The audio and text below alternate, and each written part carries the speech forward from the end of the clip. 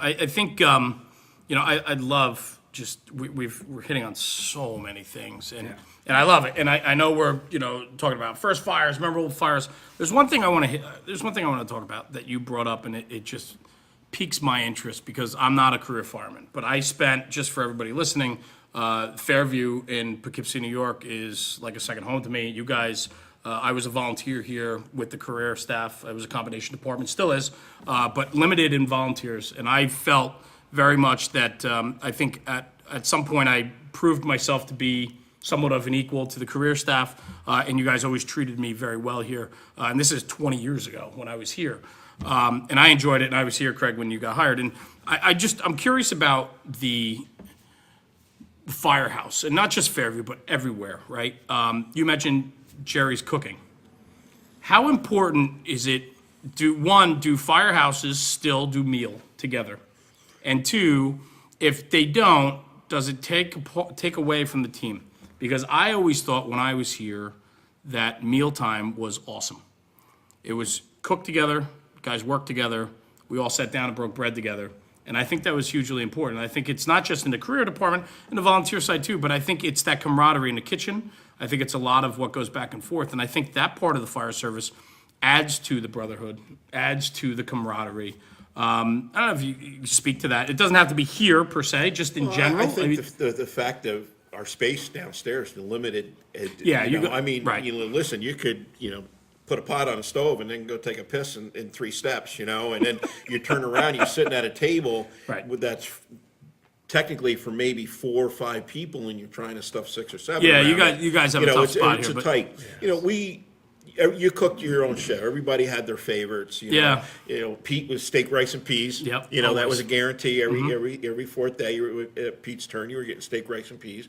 And then Rob came in with a concept and said, "Listen, I love to cook." And he's a good cook. Yeah. He's a very good cook.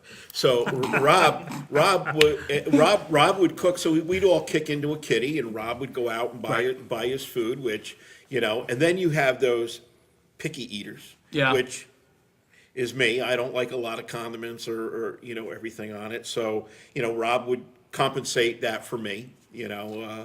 But again, everybody would do something, now, towards the end when it was, Joe and Brad and Rob and myself, Joe got the watermelon.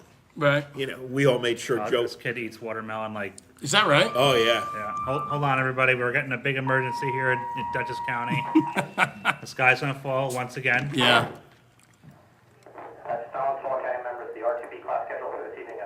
Exciting. Okay, we're gonna cancel. Yeah, we're Class going is to cancel canceled. class. Because there's a thunderstorm. Yes. It's a very busy Sca- thunderstorm. People are Scary. out. Scary. It's gonna happen. Tornado said get it. boom and then left. Yeah. So I was just trying to hit on because I'm looking for, you always think of the fire service, you think about the kitchen table, and you think about what that symbolizes and what that. 99% of the world's problems are solved at the kitchen table. Agreed. At least we think they are. And that's what we're doing here, Rob. I think the one thing, as you were starting to bring this up, it hit me is that, even if you had the most screwed up childhood that's out there, at some point in time you broke bread with somebody. Yeah. And it was like, hopefully it wasn't a combative environment. And I think that for what we do, think about it. The only other profession I think out there that's truly there that where people are, going to work and then they're sitting down and having a meal together like we do would be probably people up at the culinary, and they're going to judge each other about what they've cooked because that's what the business that they're in. Yeah. Like here, it's the core of what family is, and it Right. reinforces that. Like we talk about a brotherhood and a sisterhood in the Yeah, fire service. agreed. And it happens at that table. Oh, yeah. First thing in the morning, the shift before you is still in bed. So you come in, you make the coffee, you try not to make any noise. Right. You start, the officer tells you what the objectives of the day are, any orders that come down from, God above himself. And, so it sets the tone for the day. Now the night shift starts coming out, when you're having coffee with them and you kind of, hey, what'd you guys do? How was that Right. call last night? Right. So, your distant cousins. Your I get it. I the get it. distant cousins are coming in. Some are very cheerful in the morning, and the others, you don't see them, and Right. Not so much. Yeah, But they come in and you have coffee with them again, and you find out that there's that connection from the night shift. Sure. Oh, by the way, we picked up so-and-so, you're probably gonna go back up there again. Right. And it kind of gave us the heads up of what they went through last night. Yeah, without a doubt. Because people do not lie to us when we go on calls. So if you already got the skinny from the nighttime, the guy before you, and you pull up and this guy's trying to bullshit you, you know. Right. So, and the same thing, I think, when I first started, we did our 10s and 14s.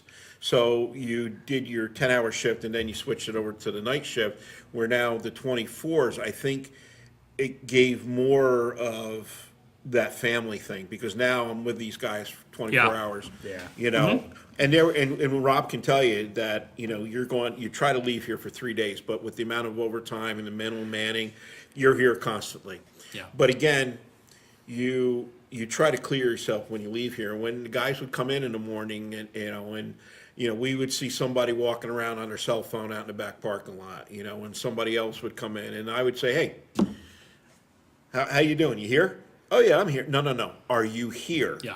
Not only are you physically here, but are you emotionally and mentally here? Right. Are you ready to go? Because, we count on you. Right. So it was like a check in the morning. Are you here? Yep. Okay. Craig, I like that. I like that a lot, because you don't hear that. And what I'm looking at, you with all your years in and your worldly wisdom, is the next guy in line with the 4, 5, 6 years as the junior, senior man. Does he get that? And I'm not saying here, I'm saying in general, right? Those are those things that you have to be dialed in to appreciate and understand the bigger picture of what's going on. One of your reasons.